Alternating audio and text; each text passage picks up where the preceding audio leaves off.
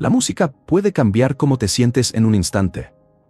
En la lista de reproducción de tu cerebro descubrirás de manera cercana y práctica por qué ciertas canciones nos sacan lágrimas, nos ponen en pie o nos calman y cómo puedes usar eso a tu favor en la vida cotidiana.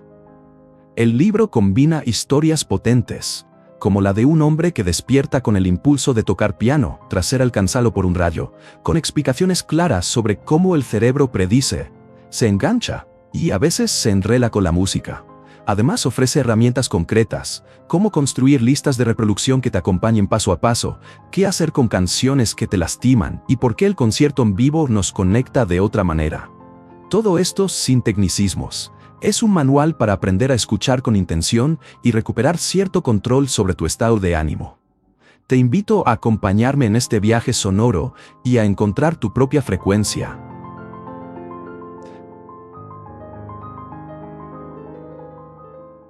Capítulo 1. El virtuoso accidental. Estás en una cabina de teléfono, sonido de lluvia en el fondo, y un hombre llamado Tony aprieta el auricular como quien busca a alguien que le diga que todo estará bien. No es un momento heroico, es un momento mundano que se rompe por completo en un segundo. Un relámpago cae, la luz se vuelve blanca, y Tony cae al suelo con la cabeza rota por el estruendo. Cuando vuelve, el mundo que conocía ya no está del todo en su sitio. No recuerda haber sentido interés por la música antes. Y sin embargo, algo dentro de él ha cambiado de golpe. Una urgencia, una necesidad que no puede ignorar.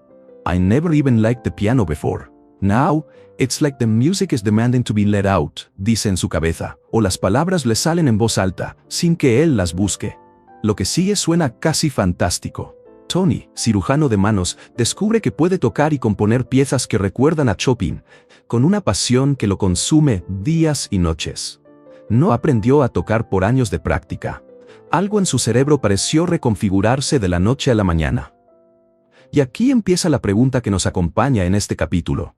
¿Cómo puede un relámpago despertar una voz musical que antes no existía? Permíteme acercarlo a algo que ya conoces. Quizá recuerdes la primera vez que una canción te puso la piel de gallina. Ese pequeño momento, ese escalofrío que te recorre la espalda, no es un capricho estético, es una señal muy concreta del cerebro. Los científicos hablan de esa sensación como chills o escalofríos musicales, y la narrativa moderna dice que cuando eso pasa, tu núcleo de recompensa, esa región que responde a la comida rica o a una droga, se enciende igual de fuerte. Imagina por un segundo que tu canción favorita tiene un cable secreto conectado a la zona que te da placer. Cuando la pieza alcanza ese acorde o esa subida, alguien aprieta el interruptor y recibes una descarga de algo parecido al placer puro. Por eso la música puede hacernos llorar sin razón aparente, porque en el fondo no es solo sonido, es estímulo que toca circuitos que evolucionaron para otras cosas, pero que también, milagrosamente, entienden la música. Volvamos a Tony. Su caso nos obliga a pensar en la idea de circuitos latentes. El cerebro no es un manual cerrado, es un mapa con caminos que pueden dormirse y despertarse. Un golpe, una infección, una caída, a veces, pueden revelar rutas escondidas. Eso no significa que el cerebro sea una caja mágica, sino que muchas habilidades humanas están preconfiguradas y requieren solo la chispa adecuada para mostrarse. Cuando la música aparece así, de forma repentina y total, nos enseña que hay algo profundamente humano en esa capacidad. No es solo cultura ni aprendizaje, es parte de nosotros, enraizado y listo para activarse. Quizá ahora estés pensando, eso suena a milagro. Y es válido pensarlo así. Pero hay nombres que han tratado de explicar este misterio con historias y ciencia a la vez. Oliver Sacks, por ejemplo, pasó buena parte de su carrera documentando casos donde la música revela lo que el lenguaje no puede. Para Sacks, la música ocupa territorios en el cerebro que no son exactamente los mismos que los de las palabras. A veces la música nos encuentra cuando las palabras ya no pueden. Eso explica por qué pacientes con daño cerebral grave recuperan canciones completas y memorias conectadas a melodías, cuando no pueden formar frases sencillas. Aquí quiero que te detengas un segundo y recuerdes una melodía que te llegue al corazón. No busques ahora una explicación científica, solo siente cómo reacciona tu cuerpo. Esa reacción es una evidencia directa, algo en ti responde a la música con un lenguaje propio. Si has sentido alguna vez que una canción te comprende, no es metáfora, Hay circuitos nerviosos trabajando en silencio para traducir el sonido en sentido emocional. Entonces, ¿por qué un evento extremo puede liberar talento musical? Piensa en el cerebro como una ciudad con muchas calles y algunos túneles subterráneos. La experiencia cotidiana usa las calles principales, las que están limpias y señalizadas. Una lesión o una descarga eléctrica puede bloquear una avenida y de pronto abrir un túnel olvidado que lleva a vecindarios insospechados. En ese túnel pueden aparecer habilidades que antes parecían fuera de alcance. Tal vez porque la ruta usual estaba ocupada o inhibida, y la persona se encuentra de pronto con recursos que le resultan nuevos e inevitables. No es que la habilidad se haya creado de la nada, es que la reorganización permitió que una capacidad latente se exprese. No quiero que esto suene como una promesa de transformación repentina para todo el mundo. Los casos como el de Tony son raros y extremos, y no queremos romantizar el sufrimiento o las condiciones médicas, pero sí nos sirven para ver que la música no es solo entretenimiento, es una fuerza biológica que puede moldear la mente de maneras profundas. Y si la música ocupa tanto territorio en nuestro cerebro, entonces entender cómo y por qué nos afecta deja de ser un lujo académico y se vuelve una herramienta práctica para la vida. Ahora, hablemos de esa palabra que suena fría. Mecanismo. Cuando digo mecanismo quiero decir el porqué de las sensaciones. Por ejemplo, cuando tu cuerpo se sincroniza con el ritmo, cuando inconscientemente mueves el pie o respiras al compás, estás experimentando algo que en neurociencia se llama entrainment, o sincronización rítmica. Esa alineación entre tu cuerpo y la música explica por qué el tempo puede acelerarte o calmarte sin que lo pidas. Y cuando una canción te lleva a los escalofríos, no es puro azar. Hay una mezcla de expectativa, sorpresa y resolución en la música que el cerebro ama y recompensa. Te propongo imaginar un experimento pequeño y sencillo en tu cabeza. Escucha una canción que conozcas bien y fíjate cuándo aparece ese momento que te sacude. ¿Por qué crees que justo ahí funciona? A menudo es porque la música jugó con tu expectativa, construyó una tensión y la resolvió justo en ese punto. El cerebro, que siempre está tratando de predecir lo que viene, siente alivio y placer cuando la predicción se cumple o cuando se rompe la expectativa de una manera emocionante. Esa interacción entre predicción y sorpresa es una de las pistas más claras de que la música funciona dentro de sistemas que son, ante todo, predictivos y recompensantes. Volviendo al relato humano, hay algo casi místico en ver a alguien que no tenía una relación con el piano convertirse en compositor nocturno, pero también hay algo científicamente revelador. Si la música puede reorganizar una mente, entonces escuchar no es un acto pasivo, es una práctica que nos transforma. Eso abre una ventana para usar la música con intención, pero no ahora, no todavía. Primero quería que sintieras la fuerza del ejemplo, que lo vieras como evidencia de algo mayor. Antes de seguir, quiero que te hagas una pregunta honesta, sin presión. ¿Qué canción te cambió a ti, aunque fuera por unos segundos? No hace falta que me la digas, solo tenla en la mente. Si la música puede abrir un recuerdo, una emoción o una necesidad creativa en otra persona, también puede hacerlo en ti, de manera menos dramática pero igual de real. Y reconocer eso ya es el primer paso para escuchar con más atención. Finalmente dejemos una idea abierta, la música como lenguaje primario. No digo que la música reemplace al lenguaje verbal, pero sí existe una forma de inteligencia musical que opera con autonomía. Personas como las que estudió Sachs no son anomalías que contradicen la norma, son señales de que nuestra biología incluye un canal musical que nos atraviesa. Cuando pensamos en música así, dejamos de verla como algo decorativo y empezamos a verla como una herramienta de transformación. Así que, cuando cierres los ojos y dejes que un acorde te atraviese, recuerda que no es simplemente gusto o memoria. Es el cuerpo entero respondiendo a una arquitectura antigua. Y si alguna vez te preguntas por qué una canción te conmueve hasta las lágrimas, la respuesta es en parte biológica y en parte misteriosa, pero siempre real.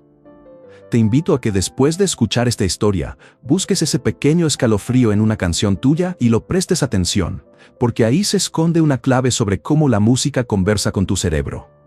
Si un relámpago pudo despertar a Tony, ¿qué música podría despertar algo en ti? Capítulo 2. La jukebox predictiva de tu cerebro. Quiero que imagines por un momento que tu cerebro es un DJ interno, siempre atento, siempre tratando de adivinar qué va a sonar después. No está simplemente recibiendo música, está trabajando, haciendo apuestas sobre la siguiente nota, el próximo acorde, la próxima tensión. Ese acto de adivinar es más profundo de lo que parece. Cuando escuchas una melodía que conoces, algunas neuronas se dedican a escuchar los sonidos tal cual, y otras están ocupadas anticipando lo que vendrá. Esa anticipación crea una tensión mínima, que la música explota, y la emoción suele nacer justo en la tensión entre lo esperado y lo sorpresivo. Antes de complicarlo, hablemos claro. Prever no es lo mismo que controlar. Tu cerebro no decide conscientemente qué va a gustarte. Lo que hace es construir modelos internos basados en experiencias pasadas y luego comparar la realidad con esas predicciones. Cuando la música cumple lo esperado, experimentas una clase de satisfacción. Cuando lo rompe, te sorprende. Y cuando lo hace con ingenio, a veces te eriza la piel. Ahora quiero que te acerques a una palabra que va a aparecer varias veces. Mecanismos. No te asustas por la palabra. La uso para nombrar las distintas rutas por las que la música provoca emociones en nosotros. No hay una sola llave maestra. Hay varias puertas que la música puede abrir en el cerebro. Un investigador llamado Patrick Chuslin reunió esas rutas en un marco que se conoce por sus siglas. Y aunque el nombre suene técnico, la idea es simple. Hay al menos 8 maneras distintas en que la música puede emocionarnos. PubMed. Algunos de esos caminos son primarios y casi automáticos, nacidos en partes profundas del tronco cerebral. Otros son más elaborados, dependen de recuerdos personales o de juicios estéticos complejos. PubMed. Imagina que estás en una sala y de golpe suena un golpe de tambor muy fuerte. Tu cuerpo se estremece antes incluso de que reconozcas la música. Eso es una respuesta muy primitiva que protege al organismo ante sonidos repentinos. En otro caso, si escuchas un ritmo constante y tu respiración se sincroniza con él, tu cuerpo está respondiendo por medio de sincronización rítmica. En la práctica, eso puede calmarte o activarte sin que tengas que pensar en ello. En otra situación, una canción puede disparar un recuerdo intenso de tu adolescencia. Ahí, la emoción viene menos de la estructura sonora y más de la memoria que la música activa. Quiero que sientas la diferencia entre estas rutas. La música puede golpearte por reflejo, puede meterse en tu cuerpo por el ritmo, puede encender una memoria, o puede conmoverte por una evaluación estética que haces en el momento. Todas son válidas, todas ocurren en paralelo, y todas explican por qué una misma pieza puede hacer llorar a unos y dejar indiferentes a otros. PubMed. Pero volvamos a la idea central, la predicción. ¿Por qué importa que el cerebro prediga la música? Porque esa predicción es el sustrato de lo que llamamos emoción musical. Cuando la música crea patrones y luego juega con ellos, el cerebro responde con placer, sorpresa, nostalgia o inquietud, dependiendo de si la predicción se cumple o no y de cómo se cumple. Esto tiene implicaciones prácticas. Si entiendes que tu cerebro siempre intenta anticipar, puedes usar eso cuando eliges música para regular tu ánimo. No se trata de manipular una fórmula mágica, se trata de elegir piezas que jueguen con tus expectativas de forma que te ayuden a sentir lo que necesitas sentir. Por ejemplo, una canción que sigue un patrón predecible puede ayudarte a calmarte. Una que rompe expectativas con gracia puede sacarte de un bloqueo emocional. La clave está en escuchar con atención y notar cuándo tu cuerpo responde. También es importante decir que estas predicciones no son universales, dependen de tu historia musical, de la cultura en la que creciste y de tus exposiciones personales. Lo que para alguien es una frase musical obvia, para otra persona puede ser inesperado e incluso perturbador. PubMed. Así que cuando uses música para regularte, recuerda que el mismo truco no funciona para todos. La predicción se aprende con tus oídos y tu vida. Ahora quiero hablarte de algo que probablemente te interese. ¿Puede la música ser una herramienta terapéutica real? La respuesta, en el balance de la evidencia moderna, es sí. Estudios revisados y metaanálisis han encontrado que la música puede reducir síntomas depresivos con efectos medibles y robustos. En algunos análisis, la magnitud del efecto supera a la de algunas intervenciones tradicionales. Cambridge University Press and Assessment. Eso no significa que la música sea una cura mágica para todo. Lo que nos dicen las revisiones es que, usada correctamente y en contextos clínicos adecuados, la música aporta beneficios significativos que merecen atención. Puede complementar otras formas de tratamiento, y en ciertos casos parece ofrecer mejoras que la psicoterapia o la medicación no alcanzaron por sí solas. Cambridge University Press and Assessment. Entonces, ¿cómo encaja todo esto con la idea de la jukebox predictiva? Piensa que la predicción musical no es solo una curiosidad cerebral, es el fundamento por el cual la música puede tener efectos terapéuticos. Si la música puede predecir y modelar la respuesta afectiva, y si podemos medir esos cambios, entonces es lógico que diseñar experiencias musicales con intención pueda mover estados emocionales de forma consistente. Home. Hablemos un poco cómo funcionan esos mecanismos en la experiencia cotidiana. Cuando escuchas algo familiar, tu cerebro coloca trampillas de expectativa. Sabe qué suele venir después. Un compositor hábil puede usar esas trampillas para crear placer, introduciendo pequeñas desviaciones o resoluciones que producen una sensación de recompensa. Es algo así como una broma bien contada. La tensión se construye y la remate es la satisfacción. Pero la emoción también puede venir por contagio emocional. Si escuchas a alguien cantar con una voz rota por la emoción, tu propio sistema corporal tiende a imitar internamente esa emoción. No es magia. Es un proceso empático que está profundamente arraigado en nuestras redes sociales y cerebrales. Otro camino importante es la imagen visual que una pieza puede despertar. A veces una melodía te trae un paisaje entero, colores, rostros, y esa visualización puede desencadenar emociones tan potentes como la música misma. En otras ocasiones, la música está ligada a condicionamientos evaluativos. Aprendimos que cierto tema significa celebración o duelo y la reacción se activa casi por asociación automática. PubMed. Quiero que pienses en esto como un manual de tacto emocional. No es una lista de instrucciones, es una invitación a escuchar con curiosidad y experimentación. Siente qué piezas templan tu cuerpo, cuáles te alteran, cuáles te traen recuerdos y cuáles te sorprenden. Cuando identifiques esos patrones en ti, habrás aprendido a leer tu propia jukebox interna. Te propongo una práctica simple, delicada y sin tecnicismos. La próxima vez que una canción te atraviese, no te limites a dejarla pasar. Fíjate, por ejemplo, en si esperabas cierto acorde y si este llegó o no. Observa qué pasó en tu pecho, en tu respiración. Fíjate si apareció un recuerdo. Con esa atención, empiezas a mapear qué mecanismos operan en ti y por qué. Y no olvides que la música también es social. Las predicciones que hacemos cuando escuchamos en grupo no son las mismas que cuando estamos solos. En una sala llena de gente, tu cerebro ajusta sus expectativas a las reacciones de los demás, y eso puede amplificar la emoción hasta niveles que la experiencia individual no alcanza. Para cerrar esta parte, quiero que te lleves dos ideas sencillas. Primero, tu cerebro no es un receptor pasivo. Es un pronosticador activo que transforma sonido en emoción mediante una combinación de predicción, sincronía, memoria y juicio estético. Home. Segundo, la música puede cambiar estados y tiene evidencia científica que respalda su uso terapéutico en varios contextos, por lo que merece ser tomada en serio como herramienta para el bienestar. Cambridge University Press and Assessment. Si algo de esto te resuena, te invito a escuchar de forma más curiosa.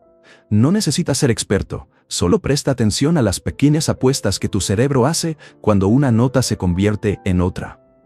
Esa observación ya es un primer paso para usar la música con intención, y para entender por qué una canción puede acompañarte, empujarte o sostenerte en momentos que las palabras no alcanzan. Capítulo 3. El gran desaprendizaje. Mitos que secuestran tu ánimo. ¿Alguna vez te dijeron que la música clásica te haría más inteligente o más calmado?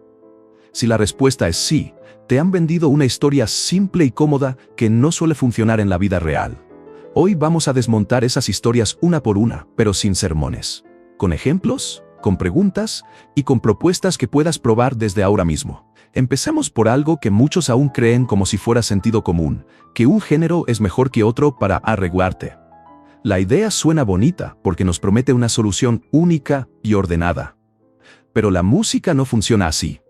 La efectividad no está en la etiqueta que le pongas a la canción, sino en lo que esa canción hace en tu cuerpo y en tu historia. Una melodía que para alguien es refugio puede para otra persona ser indiferente o hasta irritante. Y eso no tiene nada que ver con la calidad objetiva de la obra. Lo que importa es tu relación con ese sonido, tu cultura, tus recuerdos, tu oído. Piensa en una canción que en tu familia suena en cada cumpleaños. Para ti puede ser un abrazo, para otra persona sin esos recuerdos será solo una pista más. Por eso decir que la clásica es mejor es ignorar que la música vive dentro de contextos humanos. Si buscas usar la música para sentirte mejor, lo primero es dejar de seguir recetas prestadas y empezar a escuchar lo que te funciona a ti. Ahora, hablemos de algo que probablemente te suene familiar: la creencia de que el fondo musical mejora nuestra concentración. ¿Has visto oficinas con música suave todo el día? Bibliotecas que permiten playlists ambientales, apps que prometen productividad con sonidos. La verdad es que para muchas tareas, la música distrae más de lo que ayuda. Cuando queremos hacer un trabajo que requiere atención fina, la música compite por recursos cognitivos. En cambio, para tareas repetitivas o creativas, puede actuar como lubricante. La clave está en reconocer qué tipo de tarea tienes entre manos y elegir el ambiente sonoro, no al revés. También está la idea, una de las más dañinas, de que necesitas talento para aprovechar la música. Mucha gente cree que si no sabe tocar, si no tiene oído perfecto, entonces la música no le sirve. Nada más alejado de la evidencia. En contextos terapéuticos, quienes no pueden cantar afinados o quienes no disfrutan la música como hobby, a menudo obtienen ganancias enormes. La capacidad de beneficiarse de la música no se mide en destreza técnica, se mide en la capacidad de sentir, de responder, de usar la experiencia sonora para conectarse con algo propio. Para ilustrarlo, te quiero presentar a una persona compuesta a partir de muchos casos reales, la persona con amusia.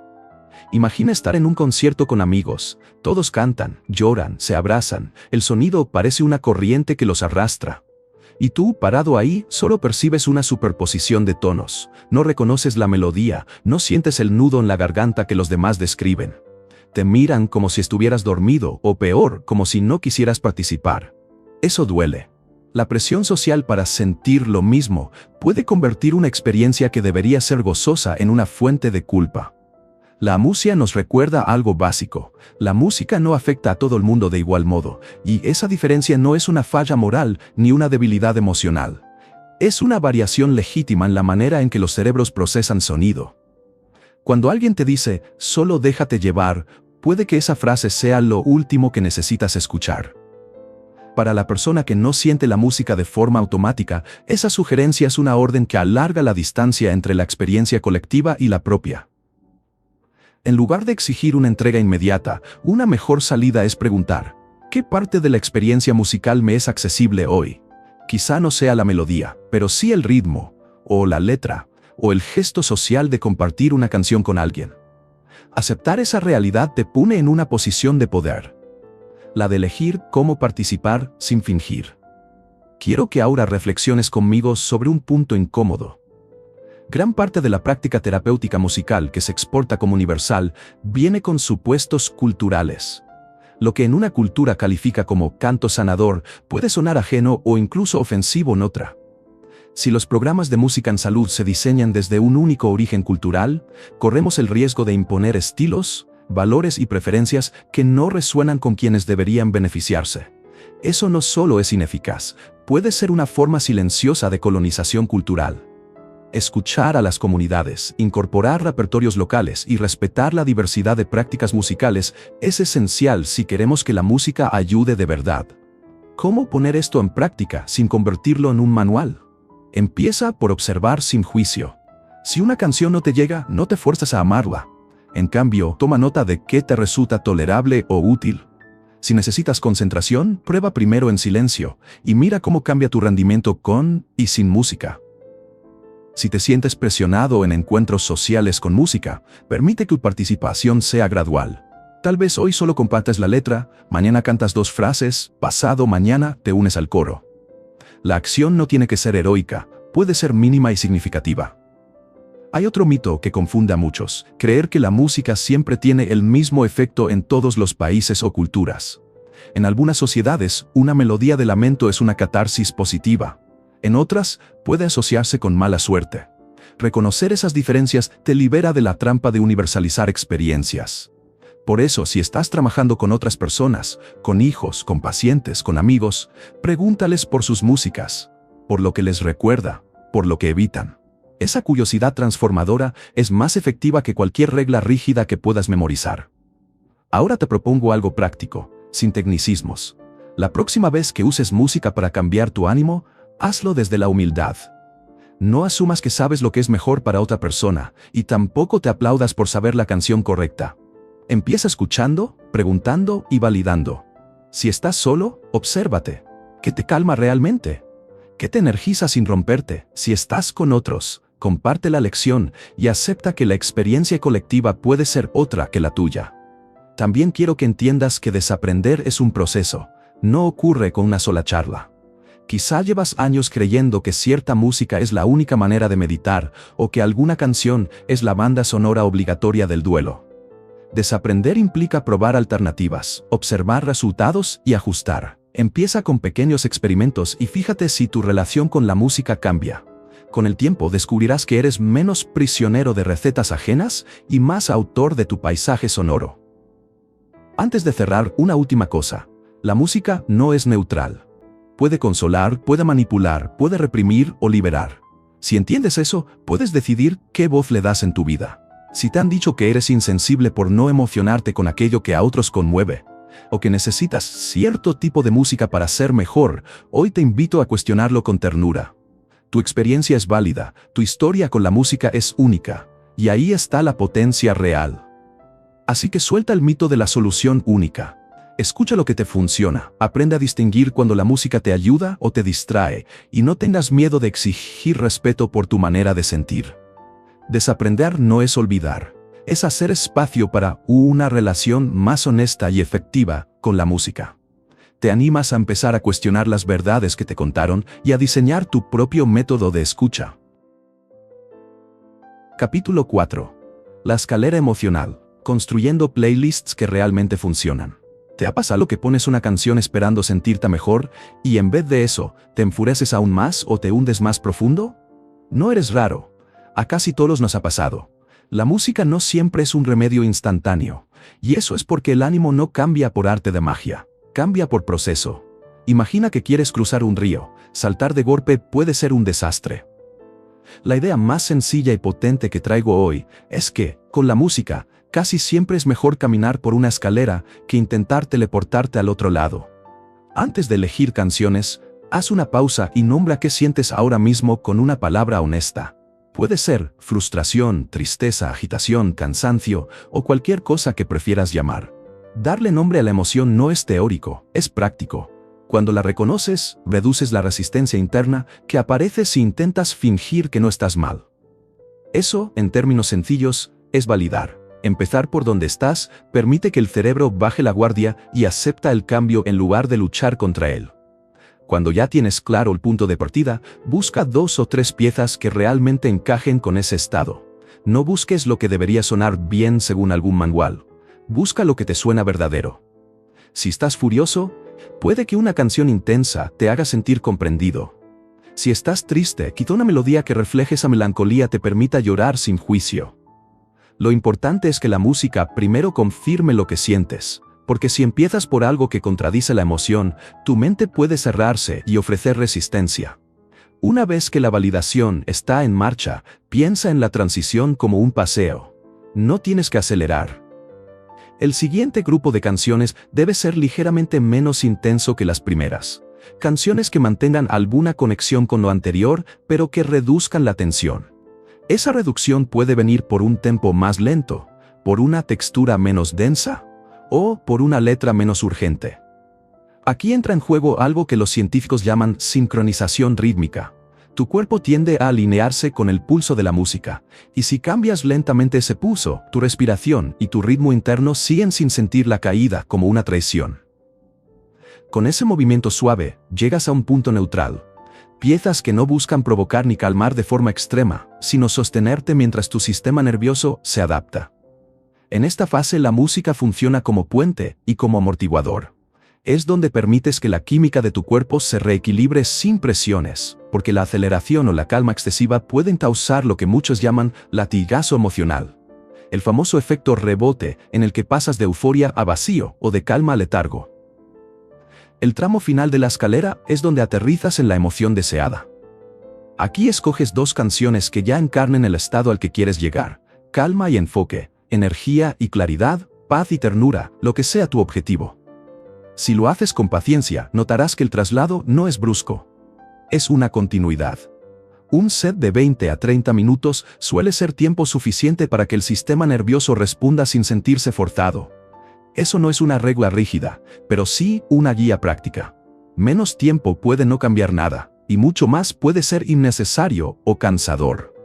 Déjame darte una imagen que lo hace más claro. Piensa en alguien enfadado que pone una canción furiosa para sentirse acompañado. Después llega otra menos agresiva que reduce la intensidad. Luego una instrumental suave que permite respirar. Y al final, una pieza tranquila que trae foco. Es un arco que respeta el ritmo humano. Si saltas directamente de la furia a la calma, es probable que la calma suene a traición y provoque rechazo. La escalera evita ese tropiezo. Ahora, algunas sutilezas que marcan la diferencia entre una buena y una mediocre escalera emocional. Primero, la coherencia emocional entre canciones importa mucho más que la coherencia de género. No te obsesiones con mantener un solo estilo. Lo que importa es cómo cada pista se conecta con la anterior y con la siguiente en intensidad, tempo y textura. Una canción rock seguida por una electrónica intensa puede funcionar si la segunda reduce algún elemento que la primera tenía a presión, pero si hay un quiebre abrupto en la sensación, la transición falla. Segundo, cuida los niveles sensoriales. Si eliges música con letras que activan recuerdos dolorosos, podrías estar trayendo de vuelta exactamente lo que intentas soltar. Las letras importan tanto como el ritmo. A veces una pieza instrumental es el cambio más seguro porque permite que tu cuerpo reaccione sin arrastrar historias verbales que te inmovilizan. Tercero, no subestimes la textura sonora. Una canción con arreglos densos y saturados puede mantener un estado de tensión incluso si el tempo baja. En cambio, una pista limpia, con pocos elementos, suele dar sensación de respiración y espacio. Entrenar el oído para distinguir densidad de tempo es una práctica útil. Te ayuda a componer playlists que conducen en vez de empujar. Hay otra recomendación práctica que vale la pena mencionar. Cuando pruebas esta escalera por primera vez, hazlo en un entorno seguro y sin prisa. No pongas una lista en el medio de una reunión importante ni en el momento más estresante del día, sin antes haber visto cómo reacciona tu cuerpo. La escalera es una herramienta de apoyo, no un experimento público. Ensayar en soledad te dará datos reales sobre qué funciona para ti. También quiero recordarte que lo que funciona hoy puede no funcionar mañana. Tus asociaciones cambian. Tus estados cambian, incluso las canciones se desgastan. Si notas que una playlist pierde su efecto, revisita la escalera, valida de nuevo, ajusta las transiciones, cambia las texturas. La música es un instrumento vivo, requiere mantenimiento. Permitirme un ejemplo con canciones concretas para que lo visualices sin convertirlo en receta inmutable. Si estás muy enojado, una pieza de rock intensa puede validar ese enojo. Después, una canción con guitarras menos agresivas y voz en segundo plano puede comenzar a bajar la tensión. Luego una pista instrumental con tempo moderado puede neutralizar. Y finalmente, una electrónica tranquila o un downtempo orgánico puede traer el estado deseado de calma y enfoque. Eso no significa que tengas que copiar exactamente esas bandas. Significa que pienses en la energía, no en la etiqueta. También es válido usar esta escalera para subir de ánimo. Si estás letárgico y quieres activarte, comienza con algo que coincida con tu inercia, pero con una energía ligeramente superior. Deja que el ritmo vaya aumentando gradualmente. Evita brincar de la zambullida a la euforia, porque tu cuerpo necesita ajustar el pulso y la respiración. La transición hacia arriba sigue la misma lógica: validación, paso intermedio, neutralidad y meta. Al final del día, la habilidad que buscas construir no es un catálogo perfecto de canciones, sino la capacidad de escuchar con intención. Esa intención se entrena observando tu cuerpo. Nota la respiración, la tensión en el cuello, la velocidad del pensamiento. Cuando una canción te mueve en la dirección deseada, memórala como referencia para otras ocasiones similares. Con el tiempo tendrás un mapa personal de cómo tus playlists influyen en tu sistema. Y recuerda algo central. La escalera no pretende reprimir emociones incómodas ni forzar una positividad falsa. Su objetivo es acompañar, validar, y luego ofrecer una ruta segura hacia un estado más útil para ti. A veces el objetivo será simplemente calmar para poder pensar. Otras veces será energizar sin perder claridad. Lo importante es la intención y la paciencia. Antes de terminar, te propongo un pequeño ejercicio práctico, rápido y sin tecnicismos. Elige un momento tranquilo, pon tu lista escalonada y observa durante 20 o 30 minutos cómo cambia tu cuerpo. Anota mentalmente qué pista provocó el primer signo de alivio, cuál te pareció un puente efectivo y cuál fue la canción que te dejó en el estado deseado. Si algo no funciona, ajusta. Si algo sí funciona, guárdalo para otra ocasión. La música no es una fórmula mágica, pero sí una herramienta sensible y poderosa si la usamos con cuidado. Construir una escalera emocional es, en realidad, aprender a moverte con tu propia biología en vez de contra ella. Con un poco de práctica, terminarás siendo capaz de diseñar playlists que no solo suenen bien, sino que te acompañen con empatía en la ruta hacia donde quieras llegar. ¿Te animas a subir el primer peldaño? Capítulo 5. Más allá de la playlist, 4 maneras de escuchar con intención. Quiero que pienses en la última vez que pusiste una canción sin pensar demasiado y de repente te encontraste en otro estado de ánimo. Eso es lo que hace la música cuando la dejamos ser. Ahora imagina si la usaras con una intención clara. No hablo de rituales complicados ni de teorías frías. Hablo de escuchar como quien decide hacia dónde quiere moverse en vez de dejar que la música lo arrastre. Aquí la idea central es simple. Hay formas diferentes y prácticas de escuchar que funcionan como herramientas. No todas sirven para todo, pero cualquiera puede aprender a usarlas. Primero, escucha como quien elige. No pongas lo primero que aparezca porque sí. Selecciona con un propósito. Si tu objetivo es calmarte, elige algo que te abrace, no que te sermonee. Si buscas energía, busca algo que te empuje con suavidad. La selección intencional no es una receta estética, sino una elección honesta basada en lo que sabes que te afecta. Y si no lo sabes, esa elección es una buena manera de averiguarlo. Prueba, observa, ajusta. Luego está escuchar como quien apunta la atención. La música es un entramado de elementos: ritmo, bajo, armonía, textura, voz. En vez de dejar que todo te atropelle, escoge un hilo y síguelo. Tal vez hoy estás tan disperso que concentrarte en la línea del bajo te ayuda a anclar la respiración. O quizá mirar la armonía te calma la cabeza porque le das a tu mente un objeto concreto donde posarse. Este tipo de escucha funciona como un interruptor que apaga ruidos mentales al dar foco a una sola cosa. Esa atención dirigida tiene un efecto curioso. Cambia la relación entre pensamiento y sensación. Si te enfocas en un bombillo sonoro, una nota sostenida, una reverberación, un golpe de caja, tu mente empieza a soltar otras preocupaciones. No es meditación forzada, es una trampa práctica para el pensamiento disperso. Y lo mejor es que no necesitas silencio absoluto ni condiciones especiales, solo una intención y unos minutos de práctica. También puedes usar la música como una máquina de pensar. Algunas canciones te activan recuerdos, otras disparan imágenes, y algunas despiertan ideas nuevas. En vez de dejar que esos recuerdos te invadan sin brújula, conviértelos en material para trabajar. Permite que una canción te lleve a una memoria agradable y úsala para sostener una sensación útil. Reconstruye ese recuerdo con detalles positivos. O deja que la música te entregue una imagen que puedas sostener como ancla cuando las cosas se ponen difíciles. La música puede ser un detonante deliberado para pensamientos deseables. Si quieres recordar momentos de fortaleza, busca canciones que te conecten con actos en que fuiste capaz. Deja que las letras te recuerden recursos que creías perdidos. Si quieres practicar gratitud, otras canciones pueden traer rostros y escenas que valen la pena recordar. El truco está en ser intencional sobre qué recuerdos invocas y por qué. La música facilita el acceso, pero tú decides la dirección. Hay que decirlo claro, algunas canciones activan recuerdos dolorosos. No hay que evitarlos por cobardía, pero sí hay que tratarlos con estrategia. Si una pieza te trae un recuerdo que te desborda, puedes usar la escucha atenta para identificar la emoción, nombrarla y, si hace falta, detener la sesión y cambiar a algo que te sostenga. La intención aquí es protegerte mientras trabajas con materiales sensibles, no arriesgarte a caer en un ciclo de reexposición sin soporte. Y no olvides la dimensión social de la música. Escuchar con intención también puede ser un acto compartido. Compartir una canción con alguien es mucho más que pasar un archivo. Es ofrecer un pedazo de experiencia emocional. Enviar una pista con unas pocas palabras, escuchar al mismo tiempo a distancia o simplemente bailar juntos en la sala transforma la música en puente. Eso activa redes sociales en el cerebro que nos sostienen.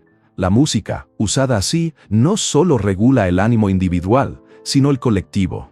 Cuando conectas con alguien a través de una canción, se produce una sincronía simple pero poderosa. Las respiraciones y los gestos se alinean, incluso si están separados por calles o países. Compartir música puede ser una forma de lenguaje que dice "te veo", sin exigir palabras complejas. Y si estás tratando con alguien que no tiene palabras para lo que siente, una canción compartida puede ser el primer paso para la conversación. Ahora te propongo algo que puedes probar de forma simple y sin tecnicismos. Decide primero qué quieres lograr. Por ejemplo, bajar la ansiedad o sentirte con más energía, y escoge una de las formas de escuchar que te acabo de explicar. Prueba a dedicar unos 10 minutos a esa estrategia. Selecciona la pieza con intención, apunta tu atención a un elemento, deja que la música evoque un recuerdo útil, o comparte la pista con alguien y fíjate en la reacción. Al terminar, escribe una frase sobre lo que pasó, no necesitas más que una línea. Esa nota te dará evidencia sobre qué funciona para ti. Lo importante de este ejercicio no es la perfección, es la práctica deliberada. Si lo haces con regularidad, empezarás a reconocer patrones. ¿Qué tipos de selección calman? ¿Qué elementos de atención funcionan mejor? ¿Qué recuerdos son terapéuticos? ¿Y qué formas de compartir acercan a los demás? Esa biblioteca personal es más valiosa que cualquier lista genérica. Un detalle práctico que suele pasar desapercibido: la intención cambia tu experiencia desde el primer segundo.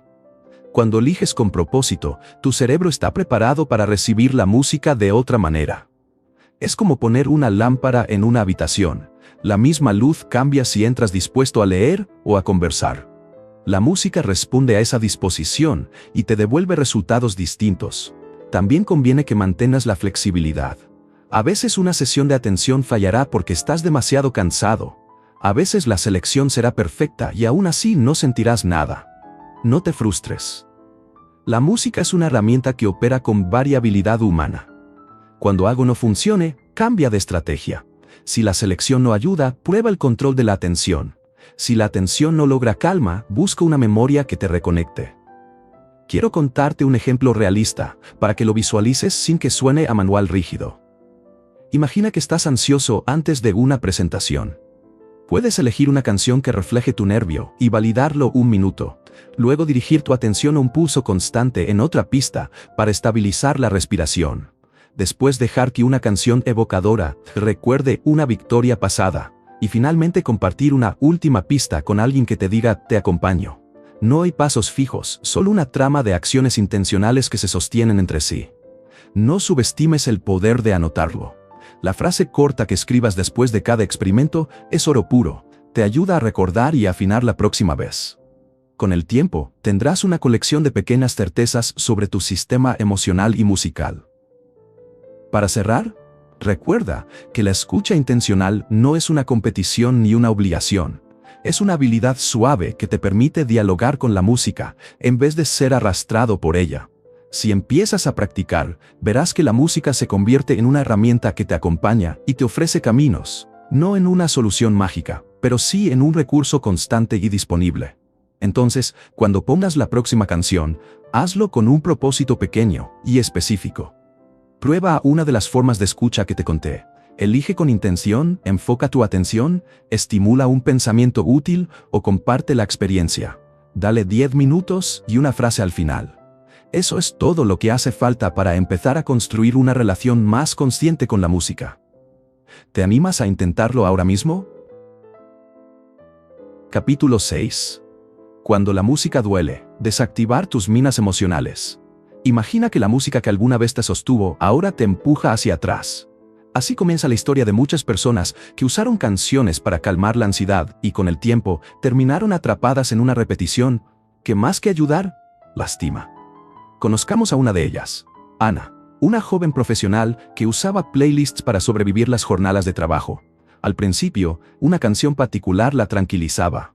Más tarde, esa misma canción se convirtió en el aviso de una tarde agobiante, un correo que rebotó, una llamada que no contestó. Lo que empezó como soporte se volvió detonante. Ana no quería escucharla, pero tampoco podía evitar que al sonar volviera a sentirse como en aquel momento más vulnerable.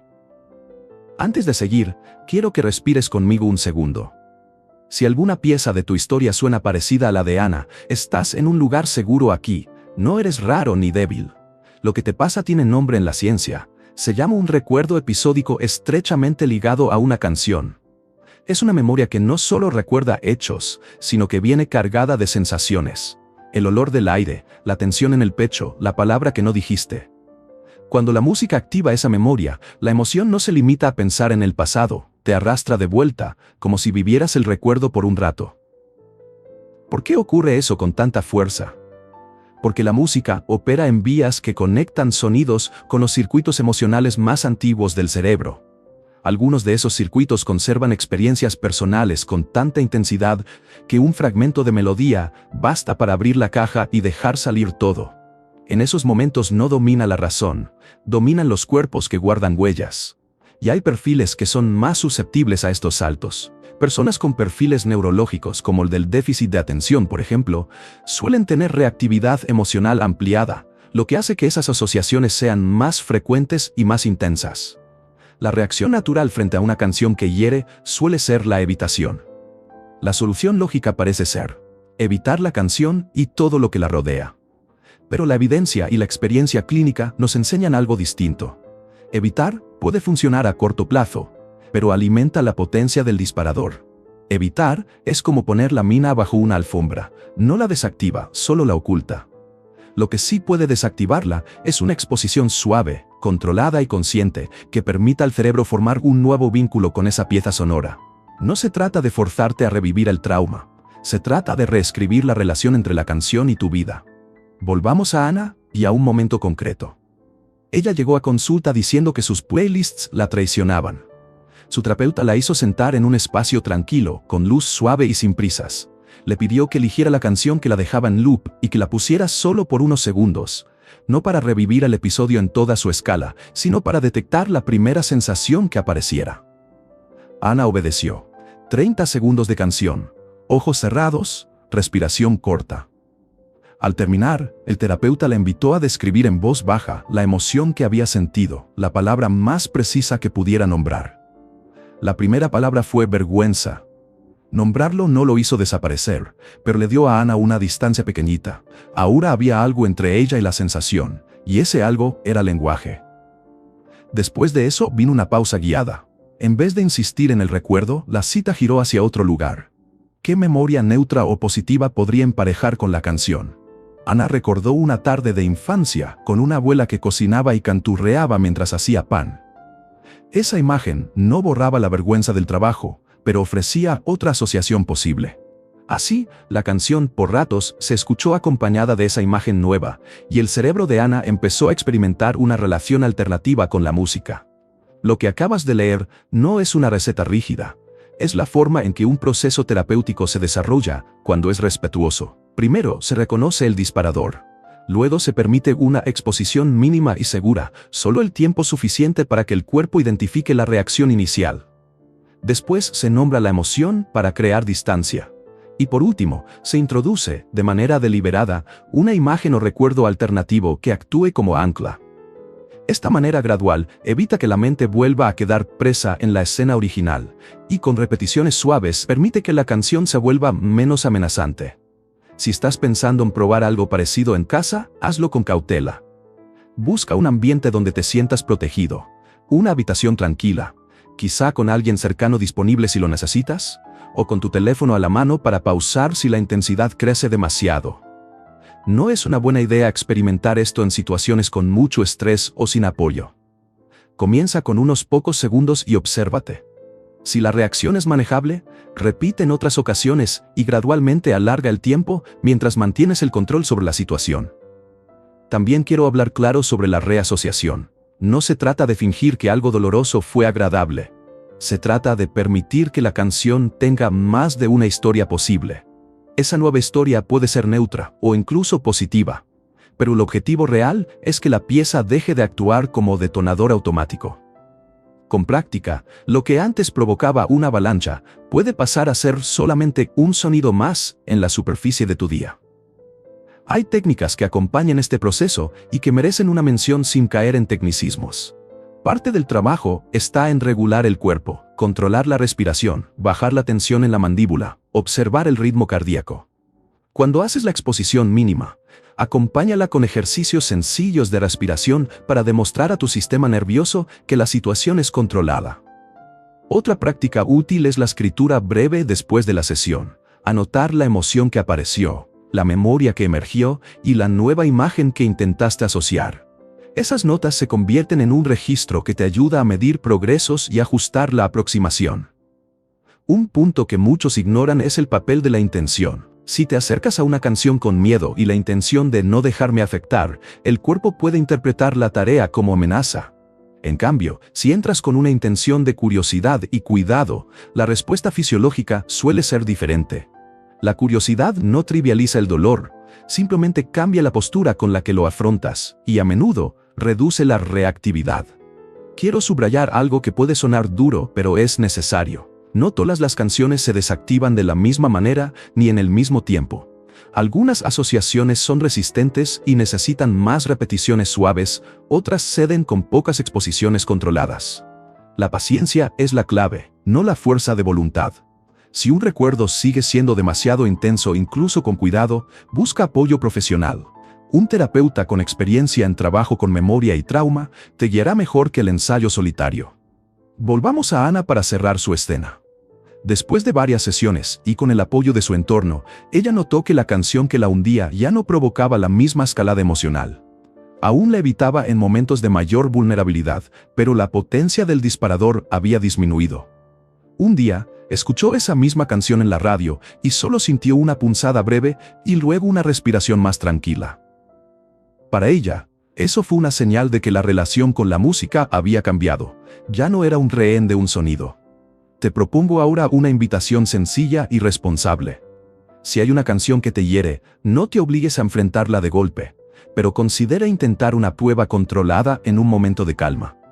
Empieza poniendo solo unos segundos. Observa la emoción, nómbrala, y busca una imagen neutra o positiva que puedas sostener mientras la escuchas de nuevo. Anota lo que pasó.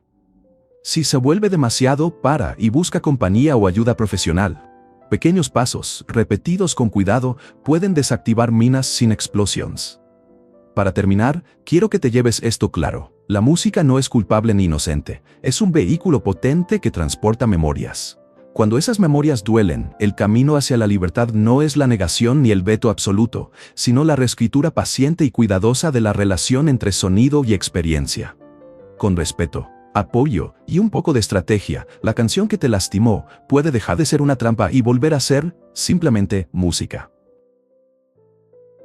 Capítulo 7. El momento irrepetible. ¿Por qué la música en vivo es una droga distinta? Cierra los ojos un segundo y recuerda un concierto al que fuiste alguna vez. No la mejor canción, ni la mejor acústica, sino el instante en que alguien al frente tocó una nota y el cuerpo de la sala respondió como si fuera uno. Ese calor colectivo no es un truco emocional, es una reacción biológica y social que sucede cuando la música está viva, frente a nosotros. Quiero empezar con una escena que siempre me conmueve. Un matrimonio de edad avanzada, ambos con demencia, sentados en una habitación de un hogar de cuidado. No se reconocen del todo, no comparten historias. Pero cuando un terapeuta pone una canción de su juventud, algo sucede. Ella tararea, él la mira, toma su mano y la dice, «Mi amor», en un susurro que viene del cuerpo más que de la memoria. Durante unos minutos, pocos preciosos, reaparece la pareja que fueron. Eso no pasa porque la grabación sea perfecta. Pasa porque el músico está allí, porque la sala comparte un pulso, porque la experiencia sucede en tiempo real y atraviesa canales que la grabación no alcanza. ¿Por qué ocurre eso? Una parte de la respuesta está en lo que llamamos neuronas espejo. Cuando vemos a alguien expresar emoción con la música, un gesto, una mueca, una intensidad en la voz, nuestro cerebro activa redes similares a las del ejecutante. Es como sentir de rebote. No solo escuchas la tristeza o la alegría, sino que las simulas internamente. Esa simulación nos hace más empáticos, nos conecta desde lo corporal y no solo desde lo simbólico. Además, en un concierto ocurren otros fenómenos que amplifican la experiencia. La sincronía corporal es uno de ellos. Respirar, moverse o marcar el ritmo al mismo tiempo crea una sensación de unión que baja la ansiedad y aumenta la confianza social. Cuando cientos o miles de cuerpos se mueven juntos, se producen cambios hormonales y fisiológicos, las mismas sustancias que facilitan el vínculo social, y eso transforma la música en una herramienta de cohesión colectiva. Esa cohesión no es decoración, es, en muchos sentidos, una forma de regulación emocional compartida. Mira también la dimensión sensorial. La música en vivo te llega no solo por los oídos, llega por el cuerpo entero. Sientes las vibraciones en el pecho, la presión del bajo en el estómago, el calor humano a tu alrededor. Esos elementos táctiles y espaciales cambian la manera en que el cerebro interpreta el sonido. Una grabación, por maravillosa que sea, es una representación que llega filtrada por auriculares o parlantes. La experiencia en vivo es una presencia. Los latidos del propio músico, la respiración, el error humano y la corrección, todo ello compone una textura única. Hay también una argumentación histórica que sostiene esto. En contextos de guerra o enfermedad, la música en vivo ha sido una intervención que redujo sufrimiento palpable.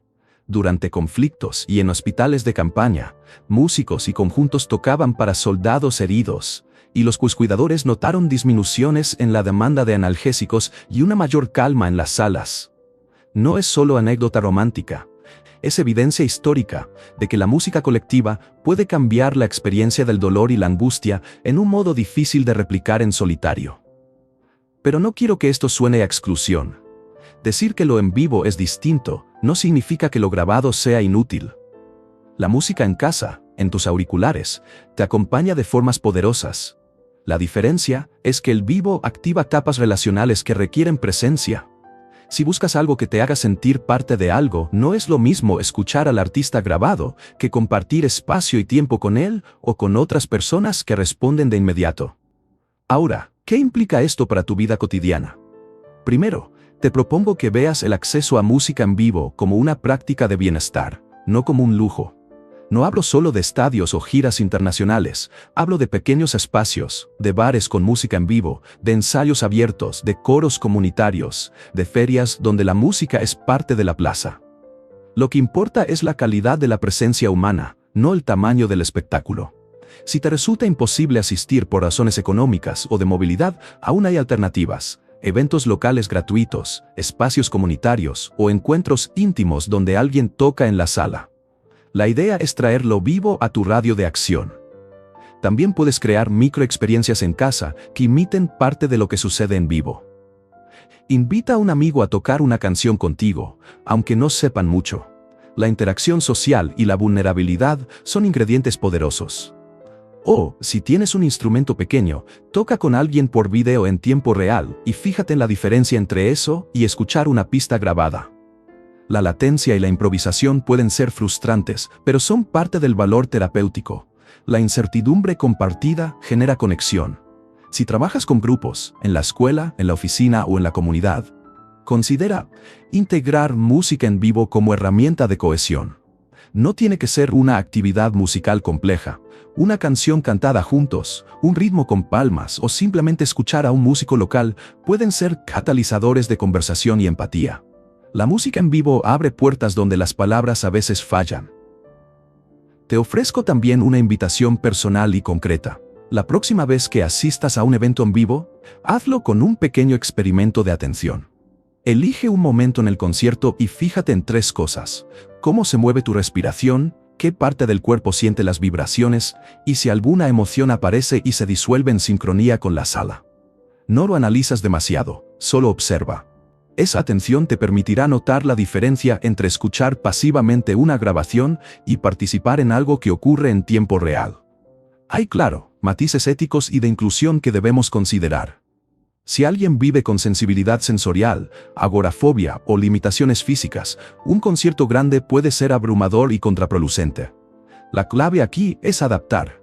Espacios con volumen moderado, zonas tranquilas, conciertos matinales o presentaciones íntimas pueden ofrecer beneficios similares sin causar daño. Inclusión no es lo mismo que homogeneidad, es ofrecer formas diversas de experiencia musical en vivo. Otra cosa importante: La música en vivo tiene poder para generar memoria social. Los conciertos marcan fechas, relaciones y transiciones de la vida. Por eso, cuando hablamos de bienestar emocional, la música en vivo actúa como una costura que une eventos personales con comunidad y sentido.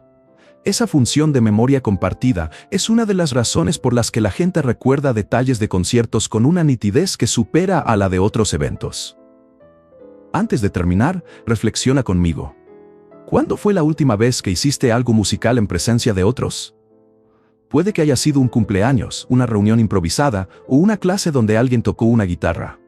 Si la respuesta te suena lejana, considera diseñar una experiencia pequeña y segura que te permita experimentar ese pulso colectivo. No necesitas un artista famoso para sentir el efecto, necesitas presencia, reciprocidad y tiempo compartido. Y si ya eres de los que frecuenta conciertos, piensa en la calidad de esa presencia. Hoy en día es fácil mirar el teléfono, grabar y perder el instante real. Probar a dejar el teléfono en el bolsillo y simplemente sentir puede convertir una noche más en una experiencia transformadora. La diferencia entre registrar y participar es grande. La segunda es la que activa las redes sociales y empáticas en tu cerebro. Para cerrar, la música en vivo no es una solución milagrosa, pero sí una vía poderosa para la regulación emocional que la grabación no reproduce totalmente. Activa nuestro cuerpo, sintoniza nuestras mentes con las de los demás y crea memorias compartidas que sostienen la vida emocional. Si estás buscando maneras de reforzar tu bienestar, añade pequeños momentos de música en vivo a tu agenda. Una charla, una canción con amigos, un concierto local. Observa qué cambia en ti cuando la música deja de ser solo un fondo y se convierte en una experiencia colectiva. ¿Te animas a buscar ese pulso y a sentir qué hace en tu cuerpo? Capítulo 8. La señal y el ruido. Debates desde la frontera de la terapia. Quiero que te imagines una sala en silencio. Dos expertos frente a frente y la pregunta que los divide es simple y profunda. ¿Cura la música por sí misma? ¿O cura porque hay una persona, un terapeuta, acompañando el proceso? Esa disputa atraviesa hoy el campo entero de la musicoterapia y afecta desde la investigación hasta quien recibe pago por esos servicios. Hay quienes vienen del lado de la ciencia y buscan estandarizar intervenciones basadas en mecanismos cerebrales claramente mapeados. Para ellos, el arduo es si podemos identificar qué frecuencias, ritmos o estructuras activan redes de recompensa o de regulación emocional, entonces podemos diseñar tratamientos reproducibles, medibles y escalables. Ese enfoque intenta convertir la música en una herramienta clínica precisa, con protocolos y resultados comparables entre pacientes y centros. PMC. En la otra esquina están los practicantes que sostienen que la parte humana, la relación entre terapeuta y paciente, es lo que realmente hace la diferencia. Para este grupo, la música es el medio, pero la aldea que sostiene al paciente es relacional. La escucha atenta del terapeuta, la improvisación en tiempo real, la respuesta emocional y la contención. Dicen que reducir la intervención a una fórmula pierde la riqueza del encuentro y, en muchos casos, la efectividad misma. Spectrum.library.concordia.ca. No es un choque de egos, es un choque de prioridades y de riesgos. Estandarizar promete mayor acceso y justificación frente a pagadores y aseguradoras, pero profesionalizar demasiado, sin reconocer la naturaleza relacional, puede despojar a la práctica de su sensibilidad cultural y humana. Esa tensión aparece en hechos concretos, cambios de política y debates públicos que tienen consecuencias reales para personas que dependen de estos servicios. En dis.gov.au. Hablando de consecuencias reales, mira lo que pasó en Australia, que es un ejemplo reciente y claro de cómo estas discusiones se vuelven políticas. El Esquema Nacional de Apoyo a la Discapacidad anunció revisiones a la forma en que fundea la música y el arte como servicios. Y eso encendió una disputa intensa entre asociaciones profesionales, familias y agencias públicas. Algunos temen que recortes o cambios en la categorización reduzcan el acceso de gente que depende de la terapia musical para comunicarse o regularse. Otros argumentan que la revisión responde a la necesidad de auditar eficacia y coste. austmta.org.au. Volvamos a lo clínico por un momento. Hay otra división que merece tu atención: la de intervenciones activas frente a pasivas. Tocar, improvisar, cantar con alguien tiene efectos distintos a sentarse a escuchar una pieza que alguien más diseñó. La actividad musical activa procesos de creación, agencia, coordinación motora y expresión. La escucha receptiva tiende a trabajar más sobre regulación, evocación y confort. No es que una sea mejor que la otra, son herramientas distintas para fines distintos. PMC. Esa diferencia también aparece en la evidencia científica. Hay revisiones que muestran efectos clínicos importantes de la musicoterapia en depresión, ansiedad y manejo del dolor. Y muchas de esas revisiones distinguen entre terapias activas y programas de escucha, con resultados que varían según el objetivo y el contexto. Es decir, la forma importa. El cómo se usa la música altera los resultados. PMC, déjame acercarlo a una escena que ayuda a entender la tensión entre señal y ruido. En la Biblia hay una historia conocida. El rey que se calma cuando alguien le toca el arpa. Esa anécdota funciona como un espejo de la pregunta moderna. ¿Era la frecuencia del instrumento lo que sanó, o la presencia compasiva del músico que tocó para el rey? Hoy lo traducimos así. ¿Es el estímulo sonoro el tratamiento, o la reunión humana que ese estímulo posibilita? Esa pregunta no ha perdido fuerza en 2000 años. Simplemente la ciencia y la práctica intentan contestarla con mejores herramientas. Ahora bien, ¿qué implica esto para ti si estás buscando apoyo con música? Primero, te invito a desconfiar de las respuestas absolutas. Si alguien te promete una solución musical estándar para todo, pregunta por la evidencia y por la manera en que se incluye la relación humana en el proceso. Si un programa suena muy técnico, pero desoye la historia y la cultura del paciente, pregunta cómo adaptan la intervención. La calidad de la atención depende tanto del protocolo como de la persona que lo implementa. También hay una dimensión económica que no podemos ignorar. Cuando los gobiernos o los sistemas de salud evalúan qué pagar, buscan pruebas y criterios de elegibilidad. Eso empuja a algunos hacia modelos estandarizados que son más fáciles de auditar. El riesgo es que las decisiones de financiación prioricen el formato mensurable sobre la necesidad humana, dejando fuera prácticas comunitarias valiosas. Vigilancia y participación pública en esas discusiones son esenciales si quieres que las políticas reflejen necesidades reales y no solo balances contables. NDIS.gov.au. Un tema relacionado es la exigencia de formación y certificación. ¿Quién puede llamarse musicoterapeuta? Para algunos, el requisito de formación especializada protege a los pacientes de prácticas inefectivas o dañinas. Para otros, imponer barreras formales puede excluir a personas creativas y a proyectos comunitarios que sin un título generan impactos reales. En el fondo, la pregunta es ética. ¿Cómo equilibramos seguridad, acceso y diversidad de enfoque? Queer Mail. Quiero ahora hablar de algo más esperanzador, la convergencia posible entre enfoques. No necesita ser una guerra entre ciencia y relación. Hay investigaciones y proyectos que buscan combinar la rigurosidad de la medición con la flexibilidad relacional de la práctica clínica. Ese puente permite diseñar intervenciones que sean responsables y humanas, protocolos que incluyen espacio para la improvisación del terapeuta y métricas que evalúan cambios significativos para el paciente. PMC. También conviene recordar la variedad de funciones que cumple la música en terapia. Hay momentos en que lo que se necesita es un estímulo sonoro preciso para modular la respiración o la frecuencia cardíaca. Hay otros momentos en que la prioridad es que alguien escuche y responda en vivo.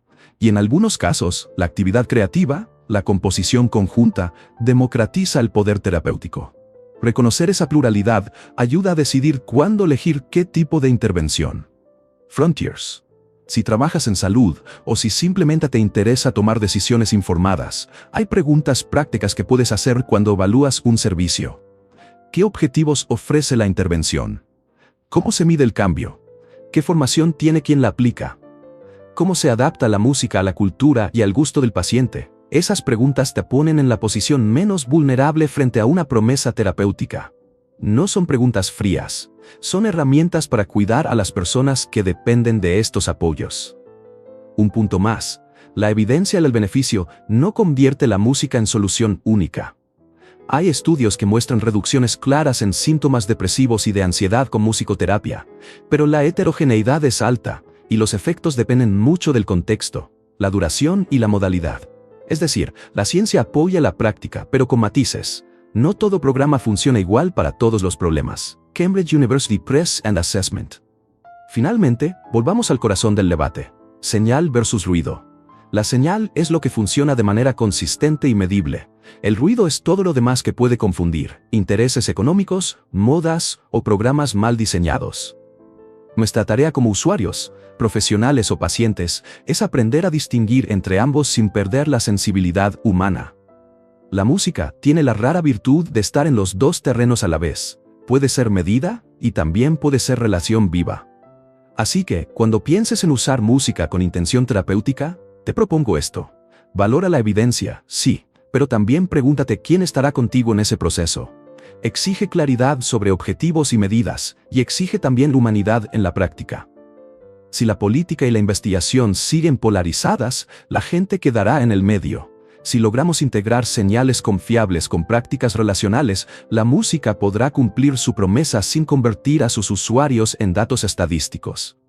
Para terminar, te dejo una pregunta para tu propia reflexión. ¿Prefieres una intervención que funcione igual para muchos o una que se ajuste y te acompañe en tus particularidades?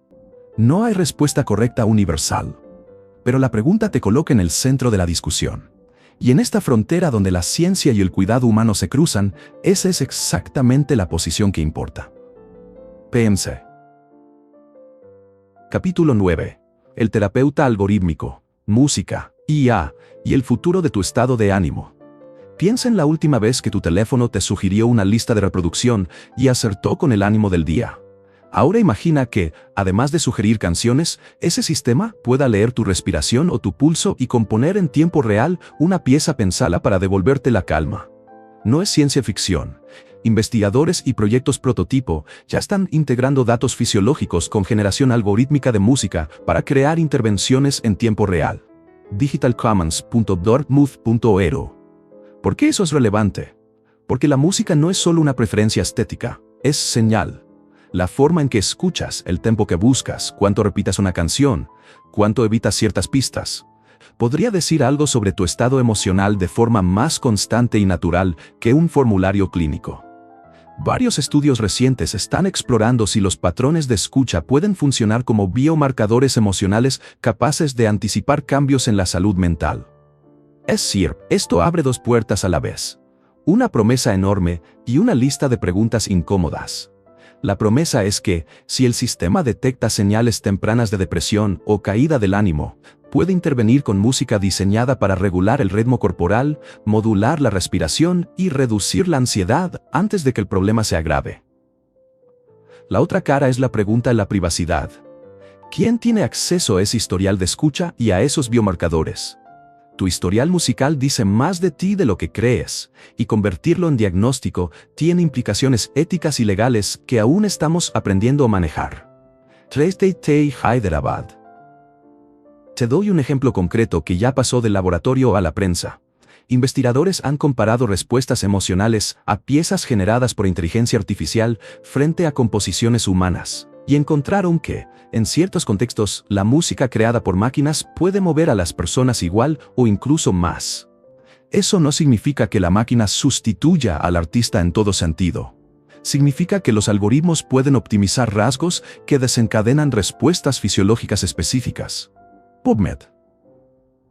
Ahora, respira un poco y piensa en lo siguiente. Si la IA puede componer para tus pulsaciones y tus hábitos de escucha pueden anticipar un episodio depresivo, entonces tu app de música podría convertirse en un sistema de detección temprana. Algunos equipos de investigación y ensayos clínicos ya estudian intervenciones de música reactiva que usan señales como la variabilidad del ritmo cardíaco para ajustar la música en tiempo real. Los estudios son todavía preliminares, pero la dirección es clara. La música algorítmica con biofeedback puede ser una vía válida para modular estados afectivos. clinicaltrials.gov. Aquí hay una tensión que debes conocer. La eficacia técnica frente a la autenticidad humana. Un algoritmo puede optimizar una secuencia que calme la frecuencia cardíaca, pero ¿esa pieza tendrá el mismo valor subjetivo que una canción que te conecta con una memoria humana profunda? Para algunas personas, la eficiencia sensorial será suficiente. Para otras, la dimensión relacional, la sensación de que alguien te entiende o crea contigo, será insustituible. La incógnita es cómo equilibrar ambas cosas en prácticas que respeten tanto los resultados como la dignidad emocional de la persona. Si esto te resulta fascinante, también debes ver el otro lado. La industria cambia rápido y no siempre con justicia. Hay informes que proyectan pérdidas significativas de ingresos para músicos ante la expansión de la IA generativa. Y eso plantea un dilema ético grande. ¿Qué pasa si la tecnología que nos ayuda a regular el ánimo reduce los medios de vida de quienes crean música de verdad? La discusión sobre regulación, remuneración y derechos de autor es central cuando imaginamos un futuro donde la música terapéutica puede ser producida por máquinas. The Guardian. Quiero que te hagas una pregunta práctica ahora. ¿Qué harías si una app te ofreciera convertir tu historial de escucha en una alerta de salud mental? Antes de aceptar, valora cómo se almacenan y usan esos datos, quién los analiza y con qué objetivo. Si la respuesta es, me preocupa mi bienestar y confío en el servicio, perfecto. Si la respuesta es, no sé qué pasa con mis datos, entonces merece cuidado. La posibilidad de ayuda inmediata es seductora, pero el consentimiento informado no debe ser una cláusula oscura en un acuerdo de usuario. Vamos a bajar esto a acciones que puedes empezar a probar hoy, sin volverte tecnófobo ni confiado sin medida. Primero, revisa tu propia relación con la música. ¿Tiendes a repetir canciones cuando estás mal? ¿Cambias de género según el ánimo?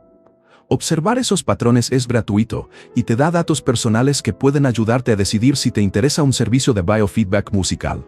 Segundo, si pruebas apps que prometen música personalizada con base biométrica, fíjate en dos cosas: transparencia de datos y la posibilidad de desconectar o borrar tu historial cuando quieras.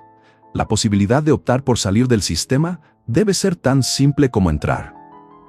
También tienes que pensar en la eficacia real. Algunos estudios muestran que las intervenciones musicales generadas por IA pueden reducir la ansiedad o modular el estado emocional en sesiones cortas. Pero los efectos a largo plazo y su comparativa con terapias humanas aún requieren más evidencia. Eso significa que por ahora consideres estas herramientas como complementos, no como reemplazos de la atención profesional cuando la necesitas. PMC. Hay otra dimensión que me interesa señalar: la personalización extrema. La IA no solo puede crear música basada en tu pulso, puede combinar tu historia de escucha, tu cultura musical y tu contexto actual para generar piezas que te sirvan de manera muy precisa. Eso plantea una oportunidad terapéutica muy potente. Intervenciones adaptadas que respeten tu identidad sonora. Pero también requiere ética. Asegurar que la personalización no quede en manos de modelos sesgados, que por ejemplo, interpreten mal preferencias culturales o patologicen repertorios de ciertos grupos. Si te sientes escéptico porque te preocupa la frialdad de la máquina, prueba a acercarte con curiosidad. Participa en una sesión donde la música se ajusta a tu respiración y nota qué cambia. Observa si la pieza te ayuda a respirar más lento, a sentir menos tensión, o si por el contrario te resulta extraña y distante. Tu experiencia directa es la medida más honesta que tienes frente a estas novedades tecnológicas. También vale la pena pensar a escala social. Si la música algorítmica demuestra ser efectiva y barata, podría ampliar el acceso a herramientas de regulación emocional en poblaciones que carecen de servicios. Imagina programas comunitarios que ofrezcan música reactiva en centros de salud primaria. Esa es la mejor cara de la tecnología: ampliar el acceso sin reemplazar el valor humano. Pero para que eso ocurra de forma ética, hacen falta políticas claras, estándares de seguridad y compensación justa para creadores. clinicaltrials.gov. Y un recordatorio final que no es menor: la música no es solo datos ni pulsaciones, es historia, cultura y relación. Si la IA va a entrar en el terreno del cuidado emocional, debe hacerlo reconociendo que el terapeuta algorítmico opera mejor cuando colabora con seres humanos sensibles. La mejor tecnología será la que potencie escucha humana, no la que la sustituya. Para terminar, quiero que tomes dos decisiones pequeñas ahora mismo. La primera: revisa tu configuración de privacidad en la app de música que usas y decide qué datos estás dispuesto a compartir. La segunda: prueba una breve experiencia. Escucha una canción y observa tu ritmo respiratorio. Luego abre una app que mida tu pulso y compara. No necesitas convertirte en experto, solo empezar a mirar cómo tu cuerpo y tus datos dialogan. En la encrucijada entre música y algoritmos se abre una posibilidad enorme para el bienestar, siempre y cuando te mantengas atento a la ética, la privacidad y al valor humano que sostiene todo esto. ¿Quieres que exploremos juntos alguna de estas apps en el próximo episodio? Capítulo 10. La inteligencia del corazón.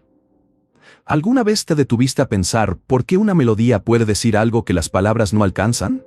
No es una pregunta poética solamente. Es una puerta hacia quienes somos. Hoy quiero contarte algo que parece un contrasentido y, al mismo tiempo, nos revela una verdad enorme. Hay personas que, según las pruebas tradicionales, tienen dificultades cognitivas significativas y, sin embargo, poseen una musicalidad sorprendente y profunda. Ese hecho nos obliga a repensar qué llamamos inteligencia. Piensa en una escena sencilla. Un niño que no puede atarse los cordones, que titubea al leer una frase corta, que se queda atrás cuando los demás resuelven una tarea. Ahora imagina al mismo niño sentado frente a un piano, tocando una pieza compleja de oído, con una expresión en el rostro que no puedes describir con números. Esa escena es la que llamamos, en este capítulo, la paradoja del síndrome de Williams.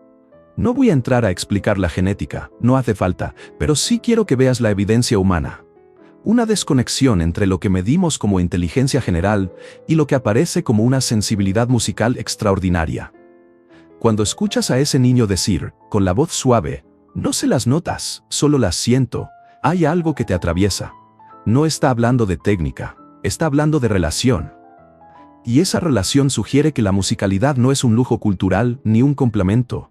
Podría ser una forma primaria de inteligencia, con rutas propias en el cerebro y funciones sociales y emocionales propias. ¿Por qué importa distinguir esto? Porque si asumimos que la música es un ornamento, la relegamos a hobby y no la usamos donde de verdad puede ayudar. Si en cambio, reconocemos que la música opera en circuitos distintos a los del razonamiento lógico o la memoria verbal, entonces la música se vuelve una herramienta poderosa para conectar, para comunicar y para situaciones que la palabra no alcanza. Permíteme ser claro sobre lo que quiero decir con inteligencia musical. No hablo solo de talento para tocar o de oído absoluto. Hablo de la capacidad de percibir patrones sonoros, de responder emocionalmente a ellos, de usar la música para prever, para coordinar socialmente, para expresar estados que no se pueden poner en frases. Es una forma de pensar y sentir que tiene impacto real en la vida de las personas. Y hay señales de que esta forma de inteligencia está profundamente ligada a lo social. Los niños con una sensibilidad musical marcada suelen ser extraordinariamente sociales. Ríen, se acercan, miran a los ojos, buscan el contacto. La música parece activar no solo el sistema de placer, sino también el sistema que nos hace ser humanos entre humanos. Eso nos dice algo sobre la posible función evolutiva de la música, no como entretenimiento, sino como tejido social. Ahora, quizá te preguntes por qué algunas capacidades pueden existir independientemente de otras. La respuesta tiene que ver con cómo se organiza el cerebro. Nuestro cerebro no es una sola máquina, es un conjunto de sistemas interconectados que pueden desarrollarse en formas no uniformes. Algunos sistemas se especializan en lenguaje, otros en reconocimiento visual, otros en movimiento y algunos en música. Que uno sea más fuerte o más débil no invalida a los demás, simplemente muestra que nuestra mente está compuesta por varias inteligencias que se combinan de maneras únicas en cada persona. Esto tiene consecuencias prácticas y profundas. Si miras a un niño que no rinde bien en las pruebas escolares, pero se emociona frente a una canción, no le estás mirando menos capaz, le estás mirando con una ceguera sobre qué tipo de inteligencia es la suya. Y esa ceguera tiene costos. Decisiones educativas inadecuadas, subestimación de potenciales y pérdida de oportunidades para conectar usando la música como puente.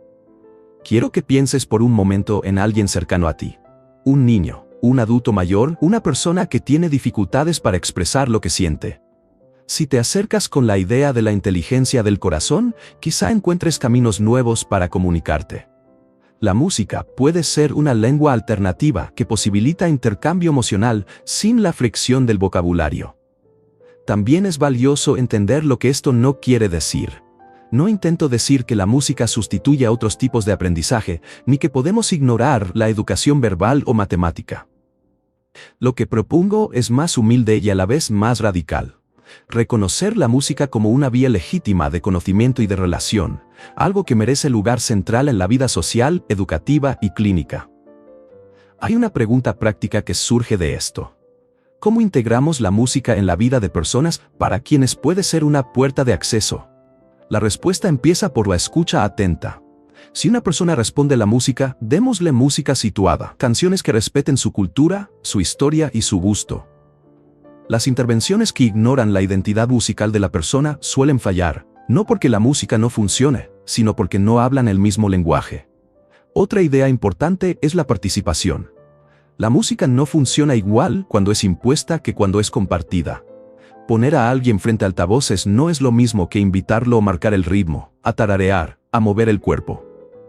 La agencia, la posibilidad de hacer, de responder, de crear, potencia la experiencia musical y la convierte en verdadera herramienta de inteligencia emocional.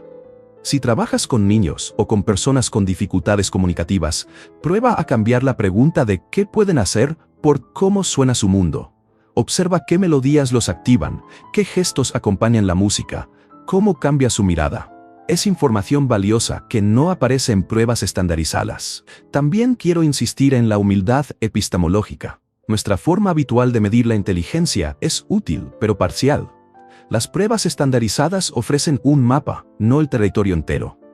Aceptar eso nos obliga a ampliar las formas de evaluación y a dar cabida a la inteligencia musical como un dato más relevante y a veces decisivo para acompañar a una persona. Hay efectos sociales que valen la pena recordar. Cuando una comunidad reconoce la musicalidad de sus miembros, cambia la forma en que los trata. La escuela que incluye música en su rutina, el centro de salud que usa música para atender, la familia que canta con quien parece perdido, todos ellos crean ambientes donde la inteligencia del corazón tiene espacio para florecer. Esa inclusión no es caridad, es justicia práctica. Permite que habilidades reales tengan su oportunidad de expresarse. Ahora, te quiero invitar a un pequeño experimento personal, sencillo y directo. Busca una canción que te conmueva, una que no necesita palabras complicadas para llegar a ti. Ponla con atención y observa qué sucede en tu cuerpo. ¿Aparece una memoria? ¿Una imagen? ¿Se ablanda algo en el pecho? Luego imagina a alguien que te cuesta entender y piensa cómo esa misma canción podría funcionar para acercarte a esa persona. No es una fórmula. Es un ejercicio para afinar tu sensibilidad. Finalmente, la imagen con la que quiero despedirme. Imagina la música como un faro en la playa. No es solo luz para navegar, es una señal que llama, que orienta, que posibilita encuentros en la oscuridad. Para algunos, ese faro es la palabra, para otros, la melodía. Si aceptamos que ambos faros existen, podremos diseñar puertos más seguros para todos. La música no es un lujo estético ni un hobby opcional. Es en muchos casos una forma de conocer, de comunicar y de cuidar.